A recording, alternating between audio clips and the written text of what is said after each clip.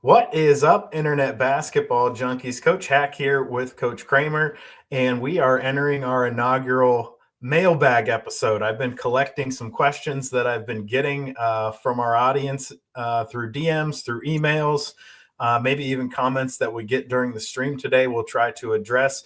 Coach K, how you feeling? You nervous? You don't really know what's coming here. I could surprise you with about anything right now. I mean, as a guy that coached 32 years, going to be nervous about everything, anything, right? I mean, if you can listen, if you can navigate 3 months between wins, then you can navigate a couple tough questions here on a live stream, Coach.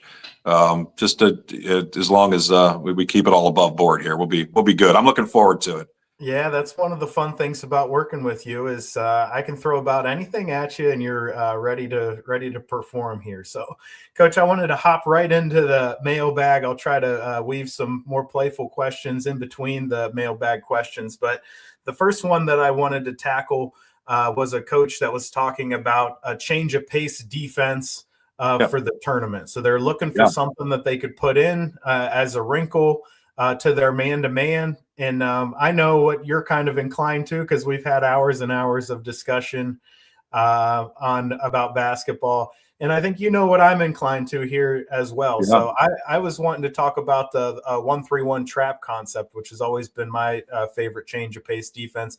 Is that what you would want to center in on, or is there another concept that you have? You know, that's a great question, and I love it. And we are kind of similar-minded people when it comes to this stuff. I do teach a 1-3-1. It's not so much a trap. I mean, there's some trapping options in it. Ours is more. And I had a coach who was like, I called him my defensive coordinator, and he was actually my associate head coach, Tim Vick, who had been the girls' coach at Fairless before he assisted me, and it drove him crazy because he was a straight, hardcore, old school, nose to the grindstone, man-to-man defensive coach. And anytime I would stand up, and our number for our 1-3-1 was 8. We had a numbering system. Every time I would shout, I'd say we're going to go to 8, he would go, "Oh my God, that's not a defense. That's not." So we started calling it our non-defense, right? But it was a great change of pace defense for us, and he would even admit that. He just wouldn't want to admit it. We played ours a little bit differently than yours. But like, I think going back and forth between the way you like to do it and some of the things that we do might be interesting to the people out there who are watching, because I think regardless of how you play it, I think it's a great change up defense. Yeah, I've always liked the 1-3-1 half court trap, and it's never going to be somebody's base defense. It's always going to be kind of a change up defense. It does have a shelf life, which is completely determined by the opponent. If the opponent doesn't really understand how to attack it, it can be devastating and game-changing. If the opponent does know how to attack it, it can be, one possession and out, or a smaller sample size of it. But it's a nice ATO kind of wrinkle to bring out at random times. It's nice when you feel like you need a momentum shift. It fits really good into a come-from-behind plan. So there's a lot of things to like about it. And I think for this scenario where a coach is talking about maybe a quicker install towards the end of the season to have a wrinkle for the postseason, this is something that I could get behind, because I know for a fact that the install of it goes pretty quickly. So if you were wanting to install an entire defense that has all kinds of wrinkles and components to it, you'd want to start that in the preseason and kind of massage it out over time. But for something like this, you can install it maybe within a week and have it ready to go, where your team could throw it out there and kind of see what happens. And if you massage this out over the course of a couple weeks or a month, you can get pretty good at it. And you've got slides, where the slides are completely determined by where the ball is located. So there's 4 quadrants on the court when you run a 1-3-1. There's kind of a top right box, a top left box, a bottom right box, and a bottom left box. And basically, when the ball is in any one of those boxes, every player knows where they need to slide and what they need to do. And a lot of the slides mirror each other, where the wings on each side, they're just doing the opposite thing that their partner is doing. So I think a 1-3-1 trap could really fit into something like this as a change of pace defense that you're trying to install during the season. And it would actually be fun for your group to kind of learn something new, where you've spent months working on your base defense. You've got the same kind of plays. To throw in something like this, that I think that can add a little bit of excitement to your team. Coach, any preliminary thoughts here on a 1-3-1 trap? Yeah, I like everything you've said. I think a couple things you've stressed there, and the same things that we stress in ours. No direct passes, right? We say make the ball go up over the top, more times than not. Make it really tough to even make a bounce pass. That's a defense where your rotations and your slides tend to be long. So what you want is to force anytime the ball moves from quadrant to quadrant, the ball to go up over the top is one of the things that we like to stress, right? You're not going to prevent every bounce pass, so there's going to be some of that. But the longer the ball's in the air, the easier it is to make the slides. We talk about when the ball's in the top quadrant to push the ball into the pocket. And that pocket forms somewhere around the elbow, maybe a step above, with the man playing the middle spot, one of the wings, and the point. So we don't want to do is we also don't want to let the ball get dribbled, right, from side to side, from one quadrant to the other across the top as well. So we teach that top defender, right, to play with his shoulders parallel to the sidelines, perpendicular to the baselines, and make it just impossible to cross the midline with a dribble. So some things that you said definitely resonate with me. We give that top man kind of carte blanche to mix it up. Sometimes he can rush the ball. Sometimes we like him to back off. Almost all the way over to the other guard if they're in a 2-guard front, and make that pass impossible. It really messes with teams, right? I think one of the things you said that I think they think really hit home with me is the offense will dictate its shelf life, right? If a team comes out and they've got a great scheme for it and they've found a way to exploit it right away, then obviously you wouldn't be in it for too long. But like if a team has run 5, 6, 7 possessions and you're getting what you want out of it, you're forcing them to take shots that they really don't normally take, and there doesn't seem to be much of a rhythm to their offense, then you may stay in it for an entire quarter, an entire game, right? So that's kind of the way that I see it. Yeah, and you can, even if they don't have it figured out, you can tuck it away and then bring it back later in the Sure. game. So it doesn't have to be something where you throw it out there once and you see they really don't have a plan for it and you just stick in it for as long. You can tuck it away and you can bring it back later in the game. So it really creates some kind of a chess match. You stole a lot of my talking points. I can tell that you've run this defense because you said a lot of the things that I wanted to talk about. And part of this is, how do you determine whether the opponent has a good beat on your 1-3-1 or not? And part of it is, if they're holding the ball above their head and staring and looking for options, that's a really good sign. The best teams at attacking these 1-3-1s are going to reverse the ball early. They're going to engage the zone while it's shifting, and they're going to keep it moving. And they're going to keep it moving with as many straight line passes as they can. So, you can tell that the defense is winning when they're throwing those bounce passes and they're throwing those lob passes.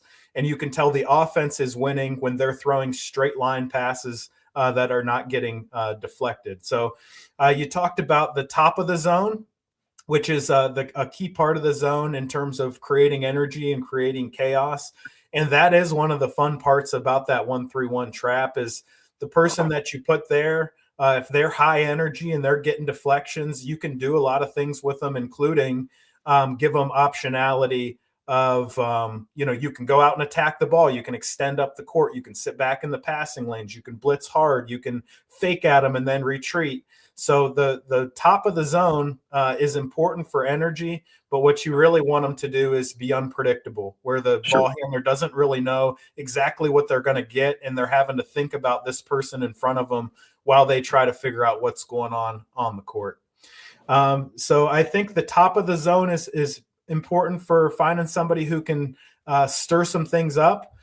In the middle, in the foul line, is typically where you'd put your center. So that creates a big wingspan to throw cross-court passes over. They're also kind of denying and shadowing the high post. But really, when the ball goes to the corner, you have that person that's at the foul line. They're rotating down to the strong side block. So a lot of teams want to attack a 1-3-1 through the corners. and you want to have a strong post presence there when the ball goes to the corner. So with the rotation, where the center is going to drop to the strong side block anytime the ball goes to the corner, you're creating a nice physical presence around the rim at that point. Your wings kind of mirror each other. You're looking for length there. You're looking for rebounding. You're looking for wingspan, but they're basically in some kind of a rotation where they're cheating up to put pressure on the ball handler and then sprinting back to cover the backside of the rim when the ball is on the opposite side. So they really have a pretty simple job. If they can read the court, if they have kind of defensive safety from football instincts, that's a really good person to have in that position where they can kind of understand how far they need to drop back to defend the backside while still providing some pressure on the top. And the last kind of position would be the player on the baseline. And this is typically your point guard, or it could be maybe a shooting guard, but usually you want a smaller, quicker player here that can cover corner to corner. So when the ball gets moving fast, they need to be able to run that baseline. And you want somebody with a little bit of physicality because they're going to be trying to screen that baseline player off pretty commonly. And you want somebody that's a little feisty and can mix it up if people are trying to screen them off. So those are kind of the personnel coverage responsibilities of a 1-3-1. But I love the 1-3-1 defense just for it completely kind of flipping the script. If you're playing like a quarter court zone or a half court man-to-man base defense, this is completely different principles. And for a team to be able to sort it out on the fly and play against it in a very favorable way, that not a lot of teams can do that. A lot of teams struggle to kind of flip the switch from going to playing man-to-man offense or quarter court zone to this kind of trap situation that keeps a lot of pressure on you. So, Coach, any additional thoughts here on a 1-3-1 trap? No, I mean, I think you hit a lot of the nails on the head. Interesting story goes with this. With my time in Georgia, I was coaching against a Cherokee High School, and I can't forget the gentleman's name. He was a fantastic coach, one of the best coaches I've ever coached against. Was really good at the Princeton offense, right, teaching it against man-to-man. And I had some, pretty high-level guys down there. We were actually nationally ranked, and they'd beaten us once. They were in our region, which is a conference. And we faced them again in the conference tournament. And we had all these plans to guard their Princeton, and I hadn't shown them the 1-3-1 at all. And pre-game, I'm looking through my notes, and I'm thinking, you know what? Second possession, we're going 8, right? And let's just see what they do against it. Because I'd coached against the guy 6 times in 2 years, and I was just sick and tired of chasing that Princeton stuff around just to see what would happen. And we threw it out there, and they had nothing for it, really, right? I mean, they had a plan, but they didn't really have a plan. And they became a lot easier to guard in that than they were in their man-to-man. We played it almost the entire game. I mean, out of timeouts, we go back to man because I knew they were talking about it. We go back to the 1-3-1. And, I wouldn't say that it won us the game, but it definitely took them away from what they wanted to do. So kind of my point here to this is teams that love to run their man-to-man stuff, they hate playing against a 1-3-1. That might be something to think about as tournaments approach. If you know you're playing against a tactician that's got a lot of man-to-man stuff or a Princeton-type team, this is a great way to take them out of this for a minute. It may have some value to you. Again, there's no guarantees with basketball, but it might be worth a look, right?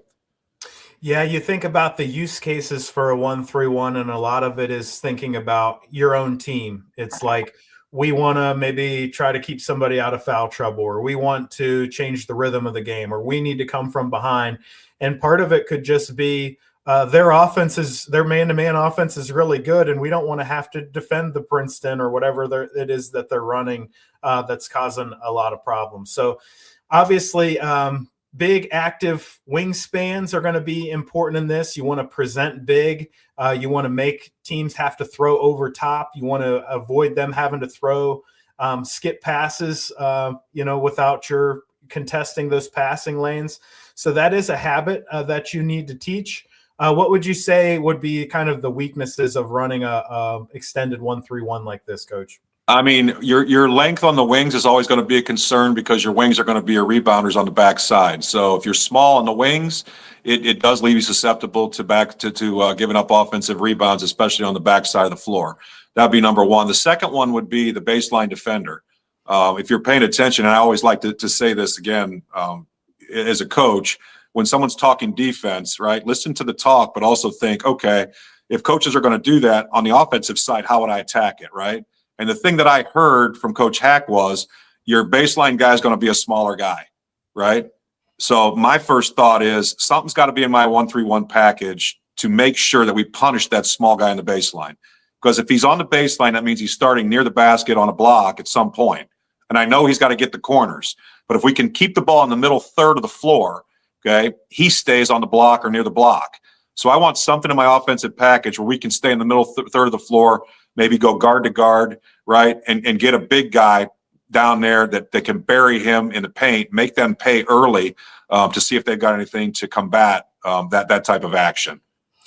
Yeah, typically rebounding is a weakness out of the 1-3-1. You want to put your best rebounders across the middle. So that would be the player starting at the free throw line, and your two wings are typically your best rebounders is how you would want to kind of deploy your resources. And what really happens is you're so spread out that when a shot goes up, there's not very clear box out responsibility. So if you're in man-to-man, you're kind of attached loosely to a person that you know to go block out, and you can kind of make decisions based on that. In this 1-3-1, people tend to be spread out in different places, and there's not clear box out responsibilities.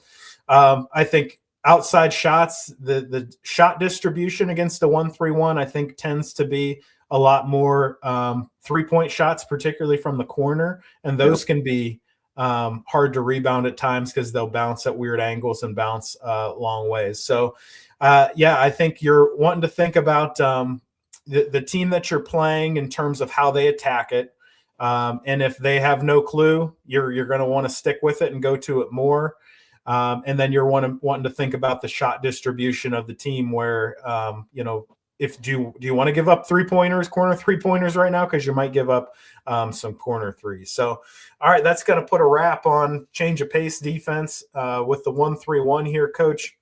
While we segue into our next topic, I did want to fish out from you your thoughts on this Cleveland Cavaliers trade deadline. What did you think of our Cavs and what they did at the deadline? I mean, I've had some really interesting experiences in my basketball coaching career, and one of them was getting to coach against Darius Garland when he was at Brentwood Academy. When I was in Georgia, we went to it was called the Next Level. It was a Nike event in Nashville at Christmas time, and Brentwood was a school that was highly ranked, as were we. At the time, a lot of people don't know this about Darius, but he was committed to Duke. And I had a player who was committed to Duke named Alex O'Connell. So when we met in the second round of that tournament, it was kind of a big clash between, guys that were signed to Duke. And when you hang around events like that for coaches that have done this, you kind of get a chance to mix and mingle with the other players and coaches when you're, at a hotel and you're doing some different things and receptions for 3 days. And I had a chance to meet Darius. His dad, Winston Garland, who played in the NBA, was an assistant coach on that team. And, man, they're just great people. Darius he was an amazing high school player. I mean, just fantastic. But he was an even better kid. His dad, who played in the NBA, was a very, very humble man. They came off as being very family-oriented. And, obviously Darius didn't go to Duke with my kid, so I didn't see him after that again, ever face-to-face. He ended up at Vanderbilt for a year before he went to the NBA. But when the Cavs drafted him, I knew they were getting a great player. I didn't know how great he would be. I think he's probably better than I thought he would be at the NBA level, just because he is pretty small. But, man, he's such a great kid. And I think he bled Cleveland Cavaliers.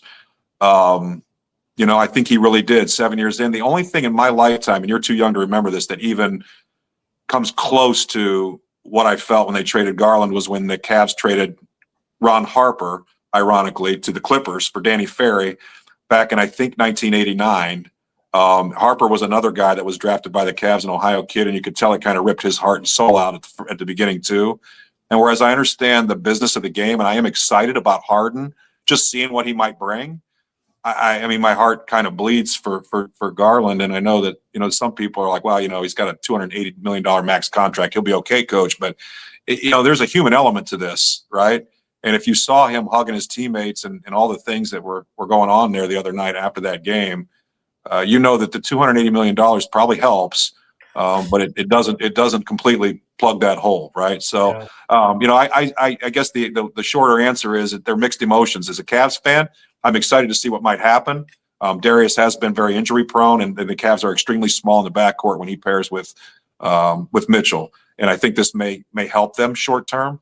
I'll miss Darius. Right, that's kind of the way I would put it. Yeah.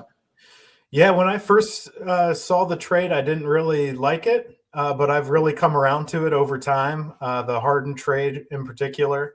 And I think that what I think is when the Cavs were at their best with last year, before they got Hunter, who I believe was kind of addition by subtraction in this case. Yeah. When they were at their best, it was Garland, Mitchell, and Jerome all attacking downhill nonstop with Yep. shooters around them ready to shoot and finishers at the rim. And now they kind of mixed their philosophy. When they added Hunter, that brought in kind of an ISO player, a ball Yep. stopper kind of guy, and that really got them out of their rhythm. So I'm interested to see if they might go back to that philosophy that they had last year that was really successful. Stop trying to force feed Mobley and make him an offensive player. He'll find his shots. He'll find his opportunities. But I would like to see Mitchell, Harden, and even Schroeder just be constantly attacking. And then you've got Merrill and Strus and Tyson and these other guys that are shooters. Tyson has had an unbelievable season for the Cavs. And I think he's making some guys expendable for him, like Hunter. Like they brought in Hunter last year to beat Tyson. To beat Tyson. And now Tyson is better at doing it than Hunter is. So to be able to get off of Hunter's contract and replace him with somebody that's even better from within your team, I think is a big improvement. And I think the Cavs, I think they increased their chances of being able to come out of the East with the moves that they made. I know that they did shorten their timeline by adding about 10 years between the Harden and Garland swap. But I think there's a financial element as well that I think they come out on top of. So typically you don't improve your team and cut your payroll, and the Cavs were able to do that. So I thought it was a nice trade deadline. Yeah, I think you made some great points there. The Hunter one being an interesting one because when he first came in that honeymoon period, I thought, wow, this kid could be a great player. But I never felt like he fit, like you said. He is more of an ISO. He's a guy that I feel like his mid-range game is better than his catch and shoot three. And I feel like the Cavs don't really, I don't want to say they don't respect that mid game. They don't really stress the mid-range game. And I just feel like that kid was lost. I think the best point you made in all that was the Mobley point. I've been saying for 2 years, stop trying to make that kid something he's not. He is a fantastic player when you just let him be who he is. When you try to force feed him the ball and make him a primary option, it's clumsy. And for every highlight he creates, and he does create some because he is amazingly athletic and talented, there's 3 plays that turn into complete circus. He's a 2 dribble guy and pass it or get it out of your hands somehow. Because I feel like the third bounce with Mobley usually ends with something bad. So I like all the things you said. And I watched Hunter last night. I don't watch a lot of late night NBA games. Last night I couldn't fall asleep and I turned him on last night. He still looks, he was like 1 for 9 from the floor. He just looks like then he got poked in the eye at the end of the game and didn't return. His eye was bleeding. So he's had a rough season. I hope he figures it out because I think he is a pretty good player. He just needs to find the right fit. Yeah, Hunter, you want to like Hunter, but it just over time you start to see that it seems a little fake. It seems a little trick or treat. It seems like when you need him, he's having the 1 for 9 night, and when you're blowing somebody out is when he's 6 for 8 from the field. Yeah. And then the defensive frame, he's not bad on ball, but you want him to be in the passing lane getting steals. He just doesn't do that. He's bad off the ball. It's not just about that. He sleeps off the ball. And if you watch him come in games, at least with the Cavs, and then last night too, I watched it. A lot of times there's a couple dropped assignments. There's guys standing there like this with their palms up. And he needs a fresh start and maybe someplace that really maybe wants to feature him more. To kind of see what his ceiling might be. And Sacramento's a good place for him to figure that out right now because they're 12-41, right? So yeah, and Sacramento's got like 4 other guys that are kind of just like him, where they're just like kind of empty, hollow, offensive-minded players. But Mobley's a great player, but he's just not your first option on offense, and that's okay. He is an elite defensive player due to his versatility and his weak side rotations and rim protections and switchability. but that doesn't mean you need to force feed him the ball and create offensive plays for him. It worked just fine last year when we weren't doing very much of that, and we were featuring the guards in a very heavy capacity. So, Coach, next we're going to talk about a coach who had emailed in and was talking about their turnover situation. So they're feeling like they need to cut down their turnovers. I wanted to provide some just general advice on how to do that. And, this is more of a big picture here, what I'll start with, and then we can segue maybe into some drilling concepts. But I think the biggest thing with cutting your turnovers down is consistency and confidence in footwork with players. Yeah. And, how do you do that, though? That's easier said than done. So what I wanted to kind of propose here is, through my coaching career, I've always used a permanent pivot foot system. Do you have much experience using permanent pivot foot at all, Coach? My college coach, Coach Steve Moore, who's a now Hall of Fame retired coach, the College of Worcester, which is, I still believe, the winningest Division III program in the last 30 years, taught the permanent pivot foot. So it's something that I've taught throughout my coaching career. I'm a big believer in it, especially at the average public school where guys aren't working with trainers that are teaching them all this NBA footwork stuff. I will tell you this. This is a real statistic. In 2008, the team we had after the district championship year at Fairless with a bunch of undersized regular schoolboys, we got called for 4 traveling violations on the perimeter all year long, all year. So, I mean, I want you to think about that. And I always throw this stat out, and I've written it before. When I changed jobs and went to my next job at Canton South, we got called for 7 perimeter travelings in the first quarter of our first scrimmage that first year that I'd been there, because we'd only had 6 or 7 practices. Yeah. The drill work is huge, Coach. And if you want to really eliminate nonsense turnovers, permanent pivot foot is something that I would always recommend. And again, I say recommend because there are going to be people that are falling out of their chairs going, oh my God, well, you limit a player's ability to X, Y, and Z. You really don't. You really don't. I coached under that system 3 conference player of the year people here in Ohio, and they were all guards using that permanent pivot foot. So it's not going to limit them. What it does is it gives them a foundation. It eliminates any confusion, right? And it just keeps things really, really simple, where simple needs to be the answer. The best way that I can explain it. And, like I said, with just that stat I gave you, 4 traveling on the perimeter all year versus 7 in the first quarter of a scrimmage. Start counting how many shots that's going to save you over the course of 25 games, right? I mean, this is about getting shots up. And if you're traveling all over the floor because your footwork's bad or because kids are confused, you're giving shots away. So like that's, and it's funny because as you were talking about that, I was making notes and I put permanent pivot foot, right? I put mental toughness. I think part of it's mental toughness, right? And a couple other things, but that was my first one. So I think that's a great start.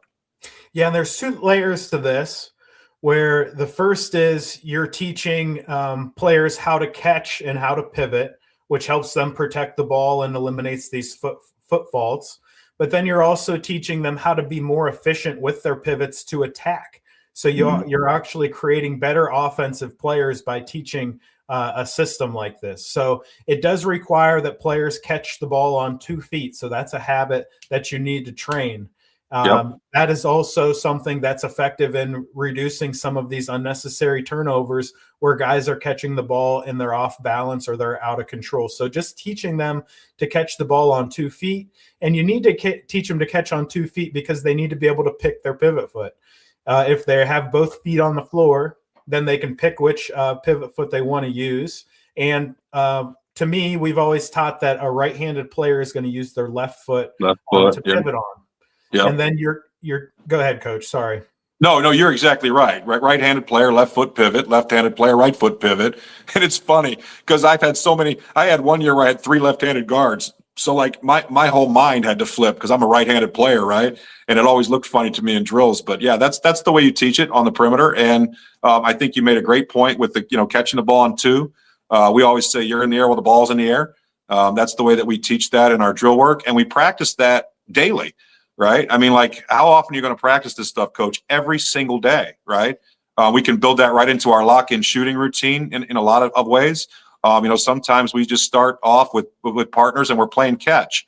And you made another great point with, instead of thinking about the ways that this limits a player, right? Think of all the players in your program that don't have much of an offensive skill set, and then think of how much easier it is to teach them, how to build an offensive skill set when they've only got to think about that one pivot foot, right? So you're teaching, right, land on two, you're teaching we call a hot foot or a jab step. We're teaching an arch and a sweep, which are the two kinds of rips that we teach. And all this stuff builds offense, right? And then our two types of pivots, and this is a John Beeline thing for anybody that studied his stuff when he was at the West Virginia University and then at Michigan when he was there, at least initially, the two pivots were the donut pivot and the waffle pivot, which were both ways of pivoting away from the defensive pressure to create passing lanes to get the ball to the other side of the floor. So you're creating better offensive players. And then all the things that I just said, and again, I've got an item that, and I think you've got some things that you do with this too in writing. It's now you've got a system for teaching fundamentals. Instead of just saying, right, we teach the fundamentals, now you can tell your players, right, we teach the fundamentals and here's what they are, right? Yeah. It's we call them our B lines, right? Land on two, permanent pivot foot, left foot your pivot foot, right foot if you're lefty, jab step, hot foot, waffle pivot, donut pivot, arch sweep, shot fake. You've built an offensive player and they understand the jargon, right? So it's not just, you're not teaching the fun. Yeah, we teach the fundamentals. Ask the player what our fundamentals are offensively, individually, and you want all your players to be able to spit those back at somebody who can ask them, so that they understand them. Yeah, and we're looking at a video that's kind of showing the footwork in the context of offensive attacking, yep. And that's great. Developing a system like this, you'll have players that can operate to an extent like a Carmelo Anthony, where he's in a phone booth with another player and he's making jabs, he's making rip moves. And obviously, as high school coaches, we probably don't want Carmelo Anthony's shot selection with our players, but for them to be able to understand how to manipulate a defender into getting a reaction so that they can take advantage of it, we certainly do want them to be able to do that. Yeah. Without putting the ball on the floor, I think is the thing that we want to stress there. When coach is talking about in a phone booth, he's not talking about beating it on the deck 42 times. He's talking about moving the defender with all the things we were just talking about, the jab step, the shot fake, the rip, arch sweep, whatever you want to call it, and even a pivot. So that's a key. Yeah. Yeah, I'm talking about being able to get on a pivot foot, be strong with the ball, and manipulate a defender into giving you an opening to attack. And this video is all about kind of using this permanent pivot foot system to attack a defender.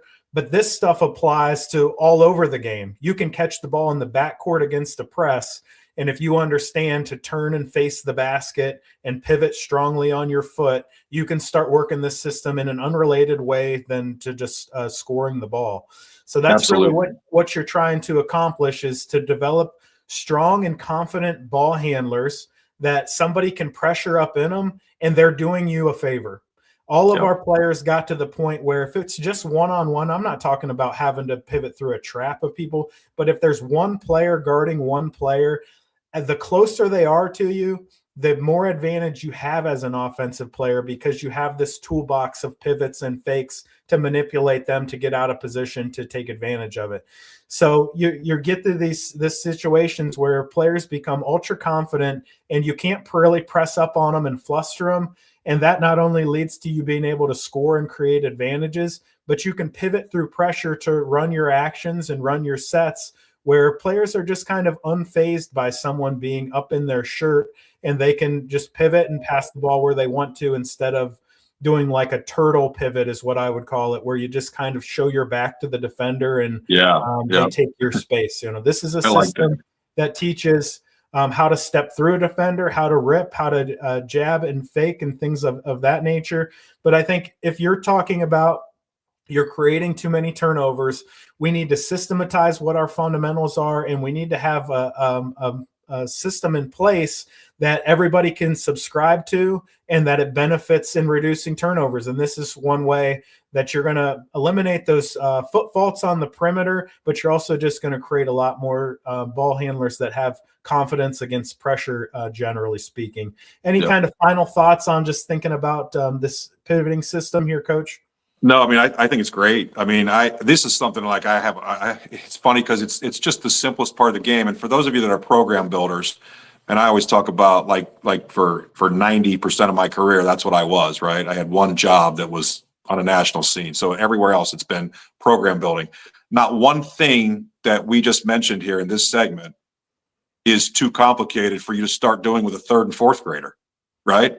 I mean, so like if you're program building from the bottom up of the feeder system and you're running summer camps, they're supposed to be fun, right? And a lot of times they turn into daycare for the kid that doesn't really want to play basketball, just wants to have some fun. And that's great too.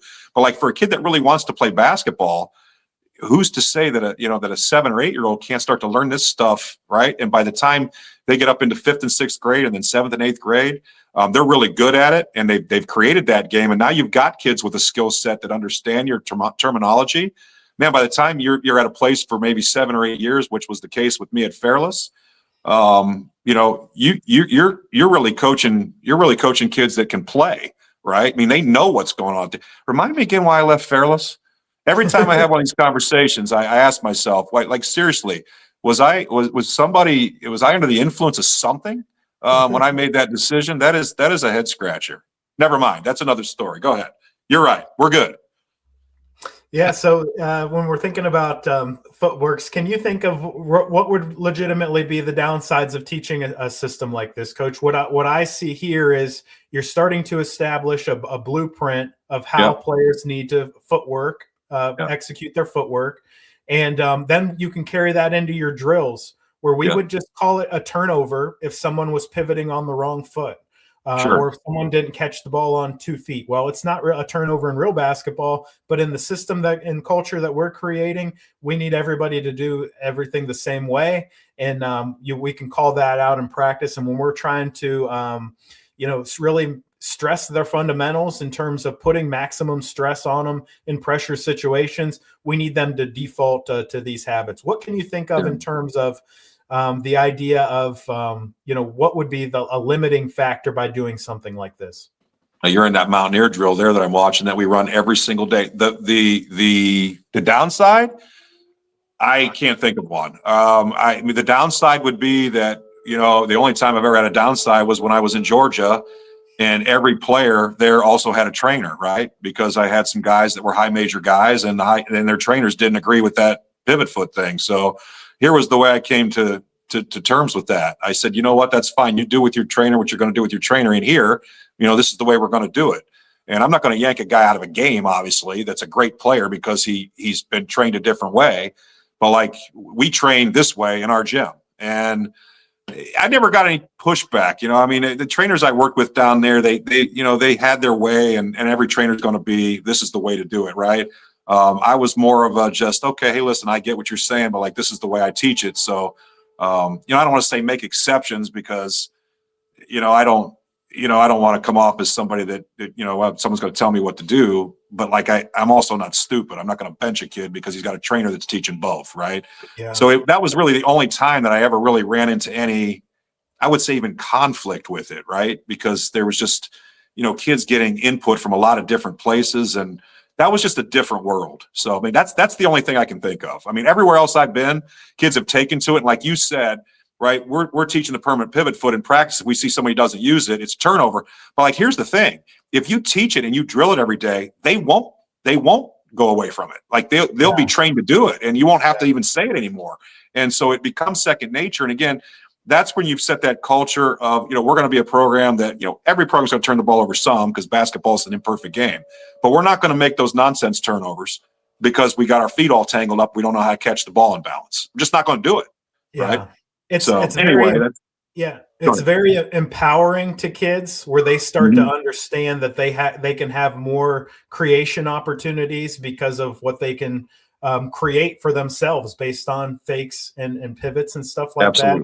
So it's typically not something that's rejected by the players because they start to have light bulb moments where they're like, man, I just blew by my guys so easy using this system. And then they want to learn more and they want to tinker with it and they want to kind of find more different solutions out of, using this pivot series. So I think this is a really good starter position for a coach. If you're wanting to reduce your fundamentals, this might not be something you can implement in a short period of time, but you can start to think in the longer picture of, how do I systematize our fundamentals, and starting with how you fake and pivot is a great way. Yeah. So I would say just the negatives of trying to do something like this is it's going to take time to teach. I think it's a good investment of your time, but it's not something that you just do one day and all of a sudden the kids have it. It's something that you're going to have to spend considerable time on. And then I would say also there's some thinking required in this, Coach, where a player is, you want basketball to be played instinctually as much as possible. You don't want them thinking. And if before a player has mastered this system, they're going to have to be doing some thinking, which is going to slow them down. But once the system is kind of mastered, it becomes even easier to play the game. But there is an initial phase where they're doing more thinking than playing, thinking about their footwork as opposed to thinking about the plays or anything like that. But just to kind of segue here, Coach, if a coach is having too many turnovers and they want to address it in a quicker fashion, the permanent pivot foot's probably not the solution, but you can get into some of these fundamentals focused drills. And I think this is a good one to talk about, this arch sweep concept. And this is a drill that we would do on a daily basis as well. And if you think about eliminating unnecessary turnovers, what you're really talking about is the unnecessary ones are often starting and stopping your dribble. And when you practice a drill like this arch sweep, you're working on being able to get on to a strong, balanced jump stop. You're working on making pass fakes and pivots. You're working on stepping through a defender and making aggressive rip moves to get downhill. So I think in terms of just building, sound players that can start an attack and stop an attack on balance, this would be a great drill. And I know it's one that you've used in your coaching career. Yeah, we call it Mountaineer Drill. I got it from Coach Beeline when I had a chance to sit and talk to him for a couple hours, years and years ago. I think for my money, and I say this all the time, he's the best coach that I've ever been in contact with when it comes to teaching the fundamentals of the game of basketball. Just an amazing coach when it comes to this, and most of the jargon and vernacular, whatever you want to call it, that we use in our fundamental system, I got from him. I actually call it my Beeline fundamental system, and this is exactly one of the drills that we do every day. We do it in pregame warmups, every day. It reinforces it. We go full speed. We work at it. We go left, we go right. We work on a baseline drift out of that. There's other things that we're doing besides just the piece that you're seeing. But it's really good to reinforce it. And again, we're seeing it for an extended period of time. A coach might ask, well, how long does that drill last, right? Well, I would say probably about 45 seconds to a minute and a half late in the season, right? Probably 2 minutes early in the season. We do it some different ways. I tell them what I want to see out of them when they're doing it. And, kids buy into this stuff. And I love the word you used, empowering. So many basketball players, when they're looking to develop their skill set, they go to the park with a ball. They don't really know what they're doing, right? I mean, they're going to shoot some shots. They're going to do some dribbling, but is it intentional, right? With this stuff, you're building an intentional skill set here, right? And then the more you do it, right, the more you can add to it. But you look at the best players that have ever played the game, and I want to use Kobe Bryant as an example because he was ridiculously athletic. But if you break his film down, watch his game sometime, okay? At its heart, right, it comes down to rudimentary fundamental basketball. There were times where he had wow endings, okay, on a play because he could jump over the moon that started with things that you teach third and fourth graders at a skills camp. he was just so exceptionally good at it. And some of that came because of his upbringing, right? But some of it came because he coached for a great fundamental coach and Phil Jackson. And if you read Phil Jackson stuff, they'll tell you with Tex Winters and the triangle, they started every practice with stuff like this when they were winning 11 championships in the NBA. So, for some people that think that, some of this stuff is, oh, well, I'm coaching high school varsity and, we're playing at a high level and this stuff is, too rudimentary or way below. Listen, man, this is where it starts. Right. I mean, those cute offensive things that we all love to talk about. And I'm just like all of you. I love it. Right. None of it's any good without this stuff. Yeah. I mean, it really all comes down to this stuff that you're seeing right here in this film. It really does. And so, I could talk on and on about this. I think that I'm working on finishing up my Rebuild 101 course.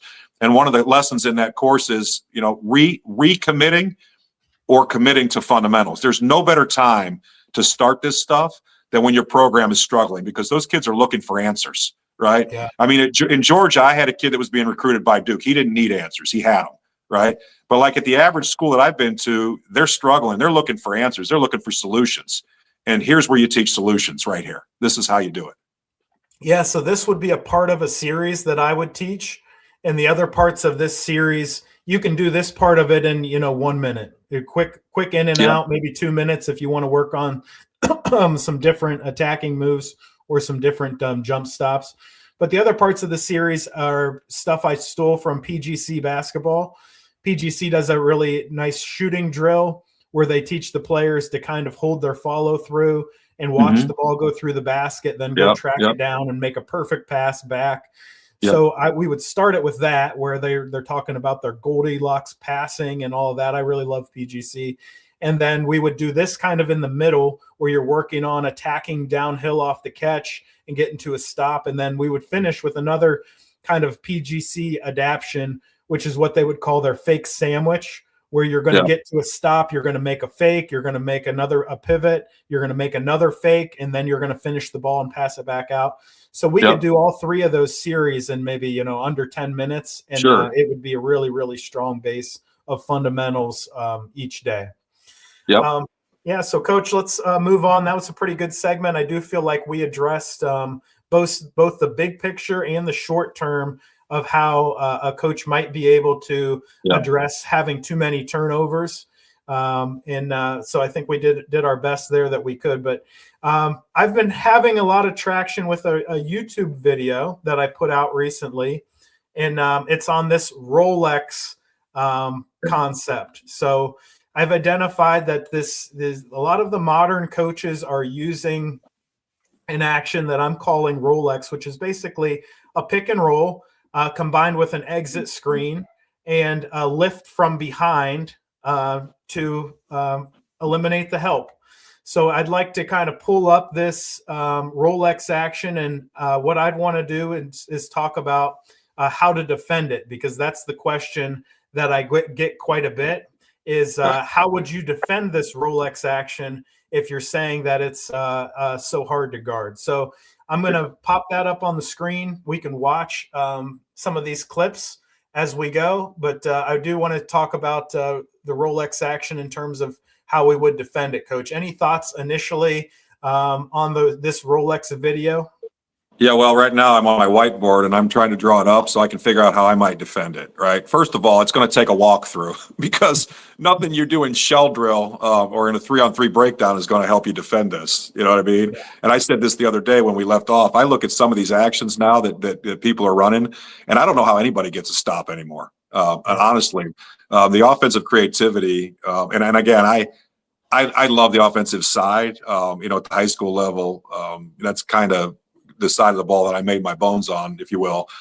But like, man, some of this stuff, I find myself just kind of wow, that's really good. You know what I mean? Like, I wish I'd have thought of that. And this is one of them. So I'm drawing it up right now to see how I might defend it. It's gonna require something extra. Yeah, go ahead. Yeah, my initial thoughts here are, at this ball screen, I think that's the really key part of being able to defend it, because there is ball screen coverages where you can just cover a ball screen with two players. What the Rolex action is really doing is when you need a third defender or a half of a defender to cover or tag, that's the defender that really gets put in the predicament here. So if you can switch this ball screen, that's going to create some different problems for you probably if this is a little on big ball screen. But if you can switch that, that really eliminates the need for a tag or a third person to get involved. So I think that would be a good starting point. And then from there, you're figuring out, okay, well, how do we cover up these mismatches where I've got a guard on a big or at the rim and I've got a big on a guard. But if you wanted to kind of try to cut the head off the snake, switching it would be a good starting point. And then I think there's an opportunity to maybe trap that ball screen. And what we see with the Rolex action is we're creating an overload. So what that does in terms of if we trap a ball screen is it's harder for the offense to find proper spacing to play out of the ball screen because everybody's kind of smushed to one side of the court. So a trap with really good rotations behind it, you really don't have that long opposite skip pass, which is kind of the saving grace against playing against trapping defenses. So I think if you've got any kind of ball screen coverage that's below the level of the ball screen where you're talking about like a drop coverage or something like this is going to be really, really hard to defend. But if you can switch, particularly at the level of the ball screen, I think there's some potential to maybe stop this before it gets started. And then being aggressive and blitzing it might be another opportunity where the spacing that the offense has after the ball screen, you really don't have that long opposite pass. So those are kind of the two things that I would think about trying to do, and maybe mixing those up would be the ultimate form of defense where you have two solutions and the offense really doesn't know which one's coming. Any thoughts from you on kind of defending this Rolex action? Yeah, I like both your ideas there, switching it and double teaming it. I think both of those would create some problems. I'd worry about getting to the roll man on the double team a little bit. I think here, Matt. The more we talk, and again, I think when you're playing, you get to the level of varsity high school where you're playing pretty good teams. Suddenly, the scouting report here really matters, right? With coaches that I know are very what's the word I'm playing? Set play centric, if you will. Like they really, really rely on their sets. I think if you know their personnel and know what they're really looking for in a play, right? Like what they really want to do in it. Like there's a lot of stuff going on, but typically when a coach that's really set, I call them set play centric, right? They're looking for a certain thing out of that.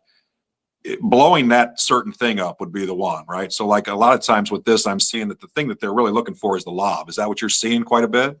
The lob is probably the most common option that I do see, but it does get distributed around. There's a lot of the backside player is open behind the play for an open outside shot or a shot to attack. They do score off the exit screen some, but that's probably the third option. And then the exit screener on the baseline, in all the clips that I watched, that player was really only a scorer in one of the clips, and I saw a lot of different clips of this to use. So I would say that. Yeah. Go ahead. You hit the nail on the head with that though. So like what I'm looking at here in this play, the way I've got it drawn up is the guy who's coming off the exit screen or off the exit cut there. How good of a shooter is he? Yeah. Right. And the guy behind the play, how good of a shooter is he? Right. Because if either of those guys are guys we're pretty comfortable with letting them have that shot, I'm probably gonna leave their defender home in the paint someplace to help tag that roll man until we can recover. Does that make sense? It does make sense. Yeah, that's what I'm looking at. So like if it's the exit screen guy, I might keep, let's say 2 is running on that exit screen. I may leave X2 in the paint to tag that for a second, right? And if the ball goes to the corner, maybe just have the guy on the baseline, which be the screener there would be 3, maybe just switch out into the corner, right? And bump the tag man over on the screener. That might be one way I would play the baseline. The other way would be to let X4 sag off of the guy that's behind the play, the replaced man there. And let him just clog the paint up until we make darn sure that they're not going to get that lob and recover to him and be willing to give that shot up, if that makes sense. Yeah. So here's a good example of a defense trying to use a trap defense against it. And I think this could work, but there's just not good enough execution right here. But this would be a good example of trying to trap it. So they're going to trap this ball screen here. And we've got 2 on the ball, but what we would need is a better umbrella. And if you kind of know what the action is, which I would assume that college basketball coaches are preparing their teams to see something like this and have talked about it. Yeah, absolutely. You need to create a better umbrella. See how these guys are so close to each other? That's not a good umbrella. So you would have this guy who would be defending kind of this top area. You would have this guy kind of defending the roll, and then you would have this gentleman here kind of stepping over on top of the screen. So if you could umbrella this correctly, there's really not this long opposite pass. What you would really want in terms of attacking, trapping defenses is to have somebody in this deep corner that could kind of come up the sideline, and you could throw a long skip pass across the court, and that puts everybody in rotation.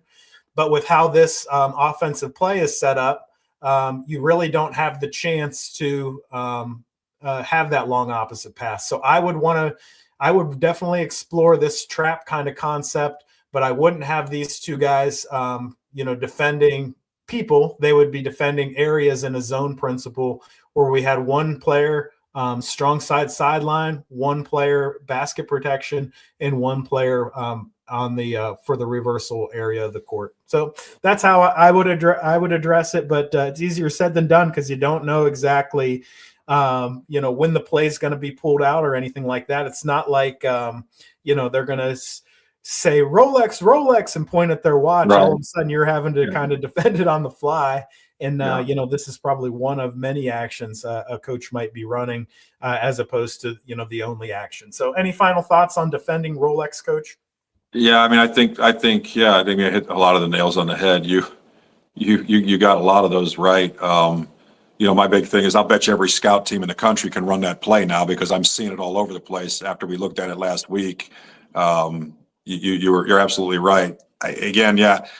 If you find something that really works and blows it up, you stay with it. If you don't, maybe you mix those coverages, right? Maybe you blitz that sometimes, maybe you switch it sometimes. Maybe you lay back off the 4-man sometimes. I mean, that's a tricky play. That's going to be one that I would be willing to bet that you're going to continue to see through March Madness. And I would be willing to bet the announcers are going to start to talk about that one, break it down some as games go on, because it is problematic.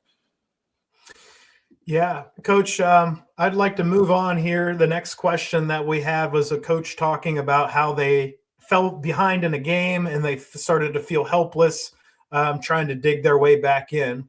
So I wanted to talk about just general ideas for trying to come from behind. Let's say you're down 8 or down 10 in the third quarter. Sure. What's kind of schematic things that you could do, or just philosophical things that you could do or encourage from your team to try to make an aggressive comeback? Do you have any kind of initial thoughts on this one, Coach?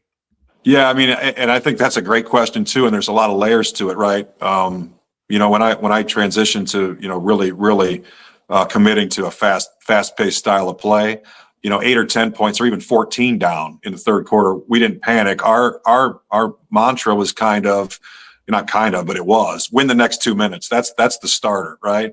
You look at that scoreboard and it will feel kind of helpless. You look up and you're down X number of points. You got to focus in that timeout. We always broke our huddle with win the next. My last words were always win the next 2 minutes, whether we were ahead or behind.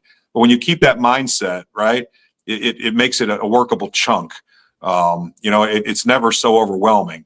And so that would be number one. Number two would be your pace of play, right? We felt like if we were within 10 points anywhere I coached, after the 5th or 6th year of my head coaching career, we always felt like we were a 2-minute Fairless run or Milton run away from having the lead if we were down by 8 or 9 points. So that's another one. So some of it's mindset, some of it's pace, and then some of it obviously would be tactical, right? If you've got a team that is really, really running the heck out of their half-court offense and you're playing man-to-man, you feel like you're chasing your tail. Now we go back to one of those situations that we started our discussion with today. Go to your switch-up defense, right? If a team likes to run its man-to-man and they're really good at chewing up clock, especially where there's states that don't have shot clock still, right? Then go to the 1-3-1 and see if you can tease them into a couple of shots, right? Do something to kind of switch up that momentum. If you've got a team that can extend the defense and press, And I always like to be able to extend up the floor and and press man to man. Sometimes just to go straight man to man to see if we can force some sloppy turnovers. Sometimes we run and jump out of it. Those are things that you can also do. Obviously to make up points. But at a certain point in a game, if you're a slow paced team, 14-16, that probably is a hole that you're not going to dig out of, right?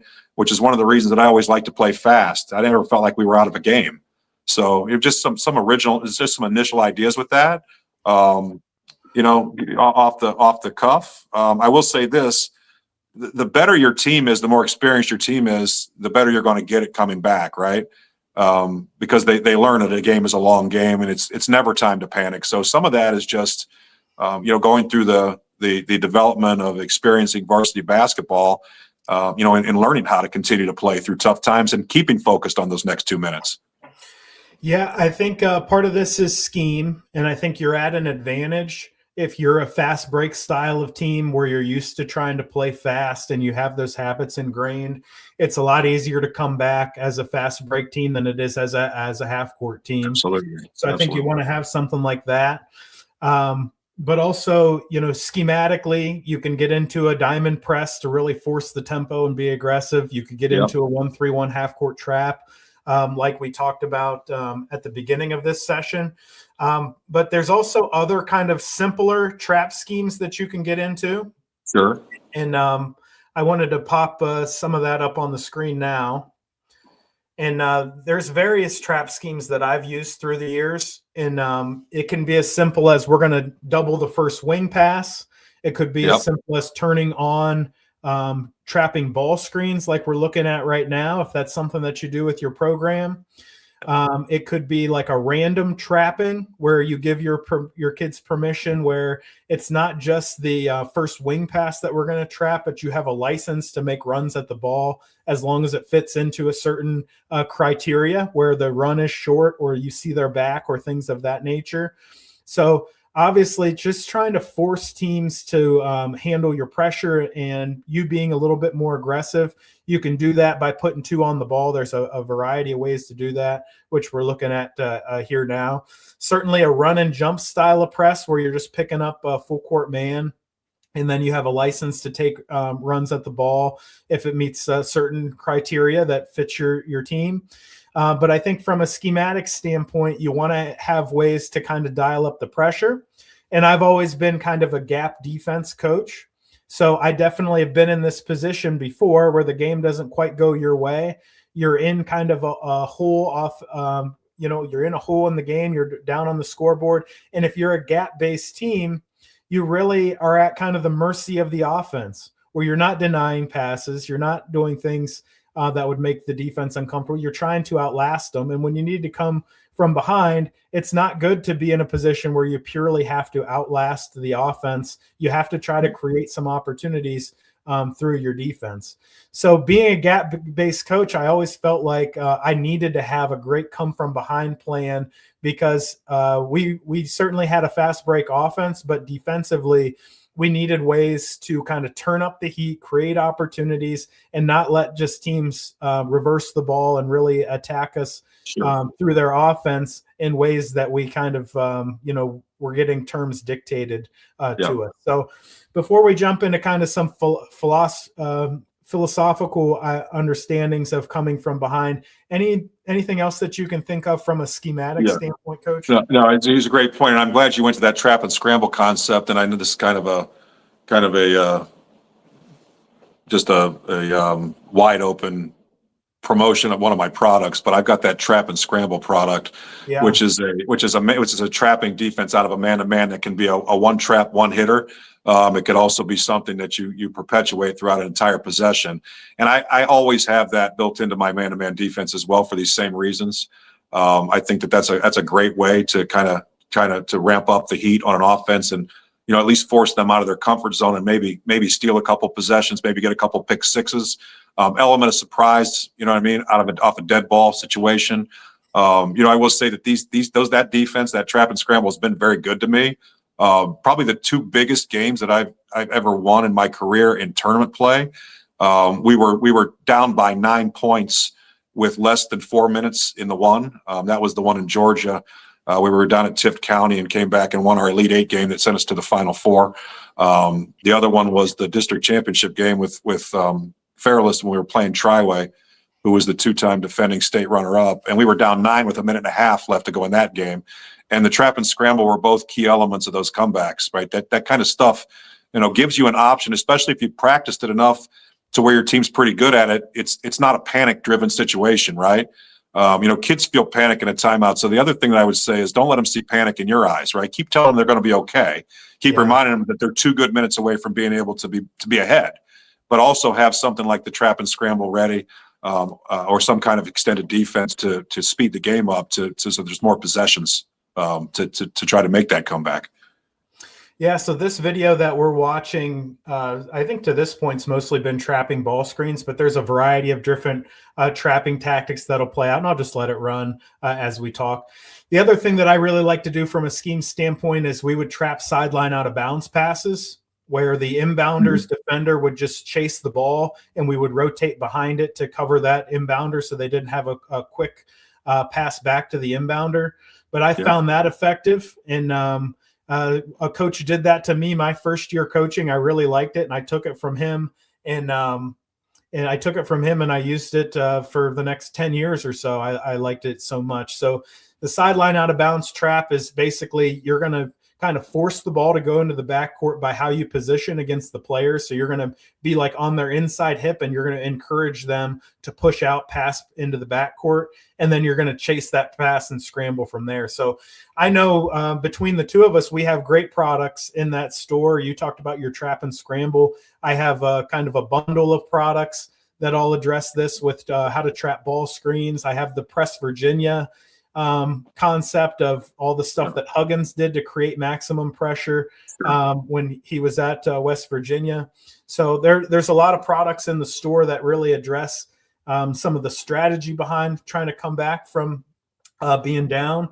But I think there's things that you can do, just what you encourage based on, being the coach, being calm in a huddle, and you're starting to tell kids, all right, we've got to take some more risk here. We've got to throw that advanced pass, even if you're questionable about it. We got to run that passing lane, even if we're questionable. You've got to reduce the idea of being as conservative, because playing conservative got you down 8 and got you down 10. So now we've got to try to make some game-changing plays, and just the simple encouragement of, as the coach, of saying, hey, getting out in those passing lanes, get a little bit more handsy on the ball. Let's stir something up. Let's break this game open. Let's go make a play here. Things like that is something easy that you can do. I think you don't want to concede layups when you're down. Make the opponent make free throws to get points as opposed to layups. So if they're on a fast break, you're trying to foul them before they can get that layup off, or if they have a gimme underneath the basket, make them earn it with some free throws there.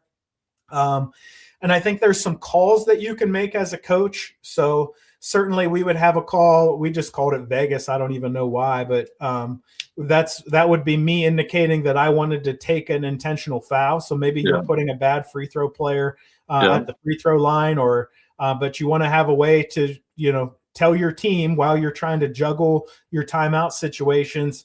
You might just want to take a foul for a variety of reasons, trying to express that through a verbal call. The other thing we would do is we had a call called Cali, and this meant that our defense became a one-on-one defense. So each player had their own matchup.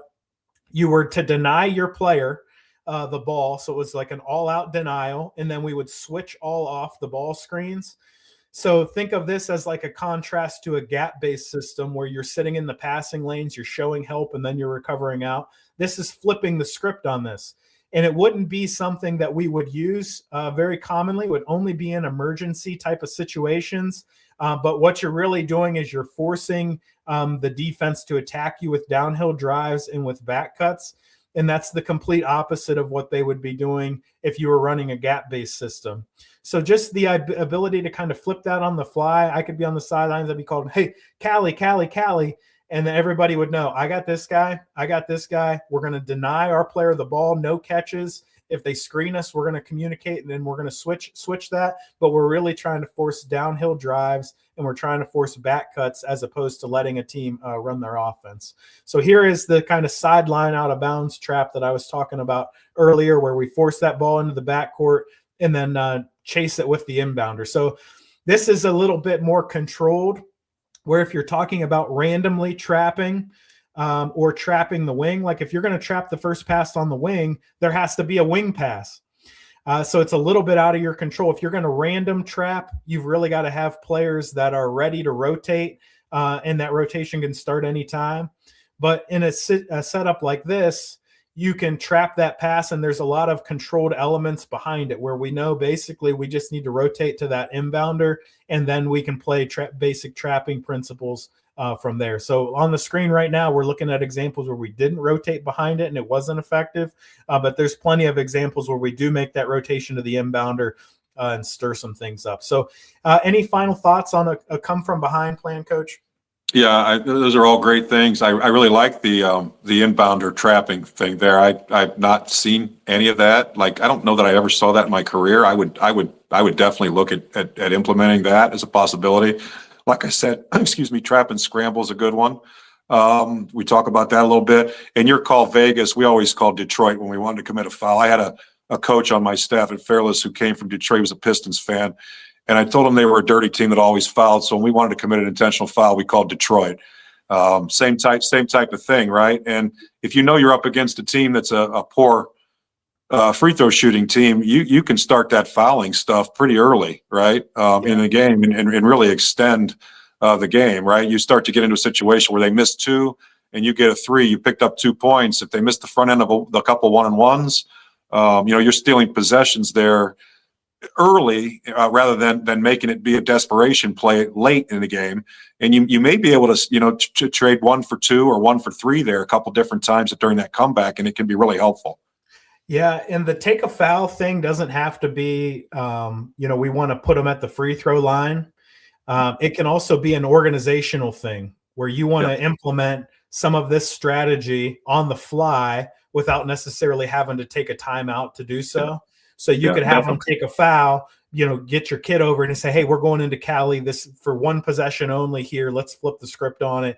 And you can do it from a free throw standpoint of, hey, let's identify a poor free throw shooter, make them make free throws. But it can also be, hey, let's stop the clock. Let's get organized without taking a timeout. Let's try something different here. Oh, definitely. Here's what it might sound like in a timeout, Coach. I mean, you're just sitting there talking to your team. You're down 7 with, let's say, 5 minutes left, and they're one foul away from the bonus, and they got one guy on the floor can't shoot free throws.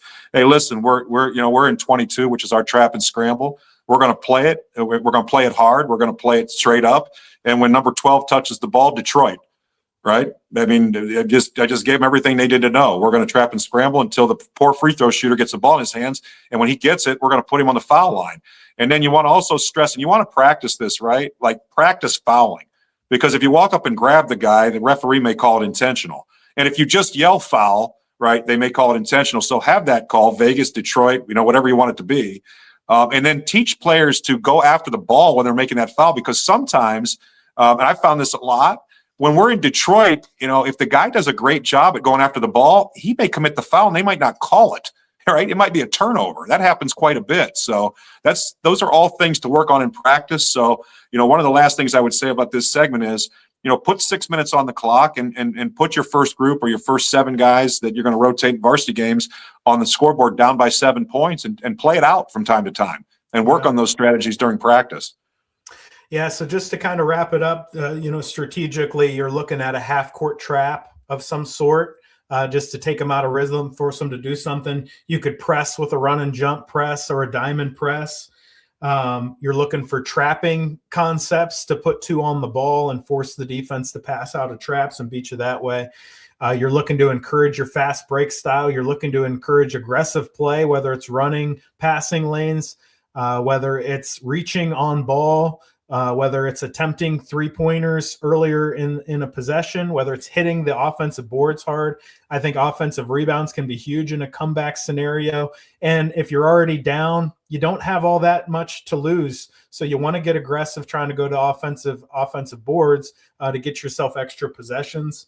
You're talking about having some specific calls like a take foul call or a switch your defense on the fly call. So that would kind of be my initial thoughts on a come from behind plan. And Coach, that's going to bring the conclusion to the questions. We didn't get to as many as I'd hoped. I have our layout set up to do a couple more, but I'm running short on time here. So as always, we got to not as much as we hope to when we get together and talk basketball. We're always running over on our time here.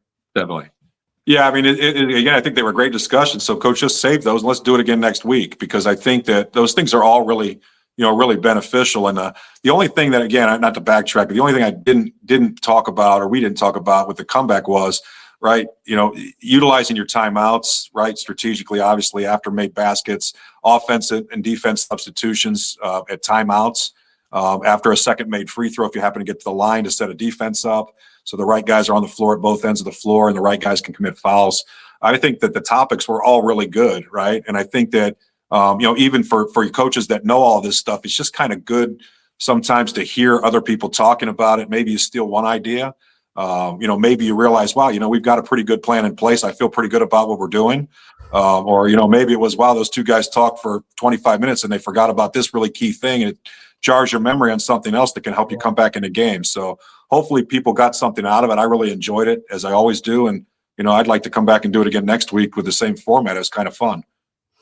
Okay, well, I'll keep a lookout in my DMs and my emails on what questions are coming in. And when we get a good one, I'll set them aside and we can plan to do more of this in the future, because I feel the same way that you have felt, is that this has been valuable information to distribute. And I'm sure not only the coach that asked the question is learning something, but I think, many coaches, if they tune in, can learn something on these topics. And a lot of coaches are facing a lot of the same struggles this time of year. They're looking for a lot of the same answers. So anything we can do to provide those, I think, is a great thing. So, okay, Coach, we're going to sign off. Thanks for your time this morning, and we'll look to connect up again for one of these. Thanks for having me again, and good luck to all you guys as you get ready for tournament time here approaching. And have a great week. All right, Coach. Talk to you soon.